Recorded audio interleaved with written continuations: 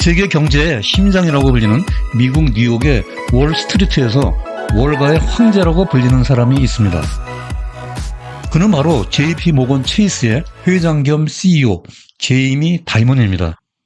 그는 얼마 전 연방 정부와 의회 사이에 부채 한도 협상이 잘못되면 패닉이 올 수 있다고 경고 메시지를 날렸습니다. 그러더니 이번에는 최근 뉴욕에서 열린 JP 모건의 투자자의 날에서 미국의 금융산업 위기에 대해 작심하고 경고를 쏟아냈습니다. 또한 한편으로는 그는 연준의 통화 정책을 강도 높게 비판하고 기준금리가 생각보다 훨씬 높게 인상될 가능성에 만반의 준비 태세를 갖추고 있어야 한다고 목소리를 높였습니다. 따라서 오늘 포커스 네트워크는 그가 왜 월가의 황제인가, 세 가지 심각한 작심 경고, 그리고 위기는 최적의 투자 기회다 의 순서로 살펴보도록 하겠습니다. 자, 이제 오늘의 상세한 이야기 속으로 들어가 보겠습니다.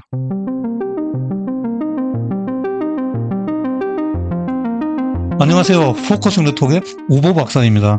오늘은 먼저 뽀순이가 요즘 뜨거운 화두로 떠오르고 있는 챗 GPT에게 질문을 합니다. 제이미 다이먼이 왜 월가의 황제라고 불려지는 거야? 즉, Why is J. Diamond called as the king of the Wall Street?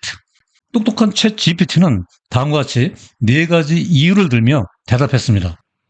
우리말로 요약하면 첫째, 미국 내 자산 규모 1위인 JP모건 체이스를 이끌고 있는 리더다.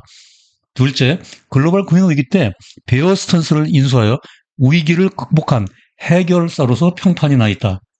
셋째, 금융산업의 금융규제와 개혁의 발언권이 있는 영향력이 큰 인물이고, 넷째, 2006년 말부터 JP모건 체이스를 일관성 있게 이끌고 있는 장수 CEO이다.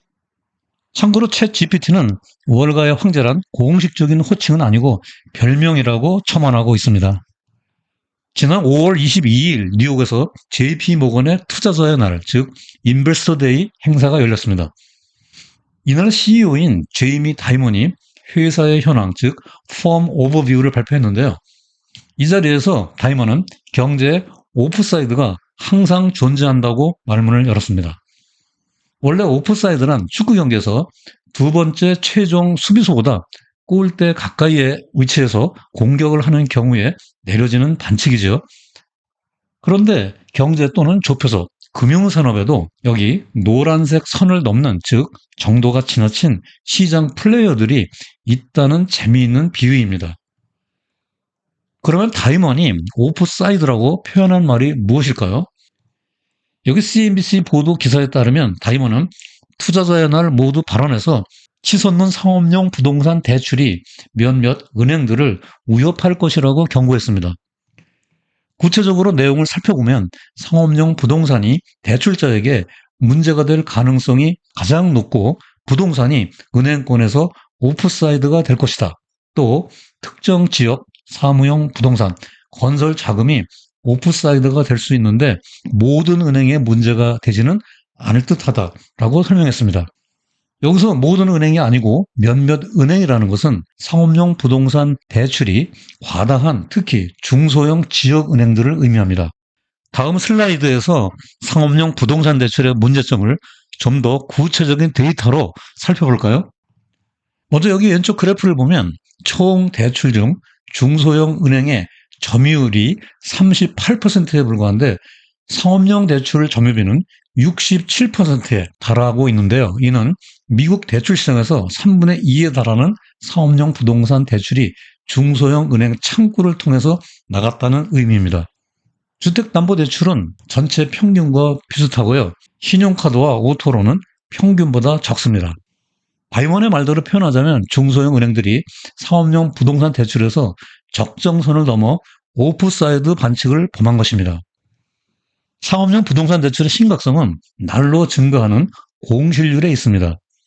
오른쪽 위 그래프를 보면 최근에 공실률이 글로벌 금융위기, 닷컴 버블 당시보다 더 높고 1980년대 저축신용 대부조합 사태 당시에 공실률 20%에 근접하고 있습니다. 공실률이 높아지고 있는 이유는 코로나 팬데믹 이후 재택근무가 새로운 트렌드로 자리를 잡아가고 있기 때문입니다. 왼쪽 아래 그래프에서 보듯이 팬데믹 해제 이후에도 3명 중 1명꼴로 여전히 사무실로 복귀하지 않고 재택근무 중입니다. 설상가상으로 오른쪽 그래프에서 보듯이 사업용 부동산 가격이 가파르게 하락하고 있습니다. 연준의 초고속 기준금리 인상으로 모기지 금리가 급등하여 부동산 경기가 둔화되었기 때문입니다. 이에 따라 연체가 발생하면 중소형 은행들의 부실로 이어져 금융 시스템 안정을 뒤흔드는 뇌관이 될 수 있습니다. 다음으로 다이먼은 연준의 통화 정책에 대해 깊은 우려를 하고 있습니다. 팬데믹 이후 추진된 통화 정책이 속도, 규모 면으로 볼 때 역대급이기 때문입니다. 왼쪽 그래프는 이전에도 보여드렸던 것인데요. 파월의 기준금리 인상은 초고속이었습니다. 1년 남짓한 짧은 기간에 10회 연속 제로금리에서 5% 이상의 큰 폭으로 기준금리를 끌어올렸습니다. 인플레이션 파이터 볼코와도 비교되지 않을 정도입니다. 이뿐만이 아닙니다. 오른쪽 그래프에서 보듯이 양적 완화 QE로 5조 달러의 엄청난 유동성을 시중에 풀었습니다.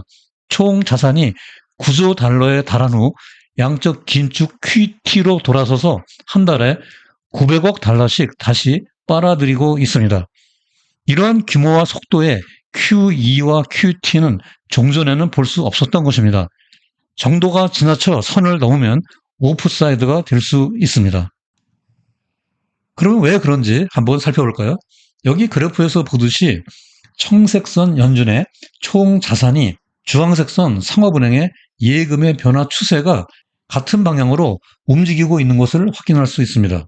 작년 6월 연준이 양적 긴축을 실시한 후 상업은행에서 1조 달러의 예금이 빠져나갔습니다. 연준이 유동성을 흡수하기 위해 역레포 프로그램을 돌리자 고객들이 은행에서 예금을 빼내 MMF를 매입하고 있기 때문입니다. 이것은 지금까지 은행 위기의 또 다른 뇌관이 될 수 있습니다. 결과적으로 양적 긴축은 시장에서 유동성의 흐름을 왜곡시켜 금융 시스템 위기의 부메랑으로 되돌아올 수 있습니다. 이것이 다이먼이 경고하는 연준 통화 정책에 대한 우려입니다. 월가의 황제가 내던지는 또 다른 경고는 연준이 기준금리를 7%까지 끌어올릴 가능성이 있고 이러한 오프사이드 정책이 몰고 올 수 있는 은행 위기에 대한 우려입니다. 원래 기준금리 7%는 연준의 매파 중에 매파라고 불리는 세인트 루이스 연은 총재인 제임스 블러드의 주장인데요. 블러드는 연준의 기준금리가 충분히 제약적인, 즉 이 그래프에서 5에서 7% 회색 영역에 들어와야 한다는 것이죠. 그의 주장대로 기준금리는 이미 지난 5월 FOMC에서부터 이 구간에 들어와 있습니다. 역시 블러드는 한번 매파면 영원한 매파였습니다. 최근 그는 연내 기준금리를 2번은 더 올려야 한다고 주장하면서 늦은 것보다는 빠른 것이 낫다는 것을 늘 강조했다라고 덧붙였습니다. 여기에 닐 카시카리 미네아폴리스 연은 총재가 한 수 거들고 나왔습니다. 인플레이션이 불확실한 시기에 기준금리가 6% 위로 가야 할 수도 있다라고 주장했습니다. 최근 심상치 않은 이러한 분위기를 반영이라도 하듯 시카고 선물거래소의 페드워치의 금리 예상 경로가 확 바뀌었습니다. 다음 달 6월 FOMC에서 한번 건너뛰고 7월 25bp 인상, 그리고 9월에 멈춘 다음 11월, 12월 경에 가서야 금리 인하로 피벗할 것이라는 확률이 가장 높습니다. 인플레이션을 잡는 것은 정말 멀고도 험한 길인 것 같습니다. 자, 이제 오늘 영상의 주요 내용과 시사점을 포커스 포인트로 정리해 보도록 하겠습니다. 블룸버그 보도에 따르면 월가에서 연준이 인플레이션 2% 타겟을 맞추는데 회의적인 전문가들이 늘어나고 있습니다. 여기 이 그래프에서 보듯이 인플레이션이 5%를 뚫고 하락하기는 했습니다. 그러나 인플레이션이 끈적끈적 스티키하여 금리를 더 올릴 수도 있다는 전망이 팽배하고 있습니다. 이렇게 되면 다이먼이 경고한 대로 상업용 부동산 대출에서 오프사이드 선을 넘은 중소은행들을 진원지로 하여 금융 시스템 위기가 밀려올 수도 있습니다. 또한 양적 긴축 과정에서 상업은행의 예금이 빠르게 감소하여 예금 기반이 취약한 지역은행들의 은행 위기의 내관이 되어 금융 시스템의 부메랑으로 되돌아올 수 있습니다. 설상가상으로 끈적한 인플레이션이 안 잡히고 장기화되어 기준금리가 7%대까지 올라가면 패닉과 같은 후폭풍이 몰아칠 수 있습니다. 그러나 이러한 위기는 오히려 저점 매수, 장기채 투자 등 강세장으로 반전 시 수익률을 극대화할 수 있는 기회입니다. 그렇지 않기를 바라지만 투자의 대가 좋은 템플톤의 조언처럼 주식시장에 피가 낭자할 때가 최적의 매수 타이밍이 되기 때문입니다.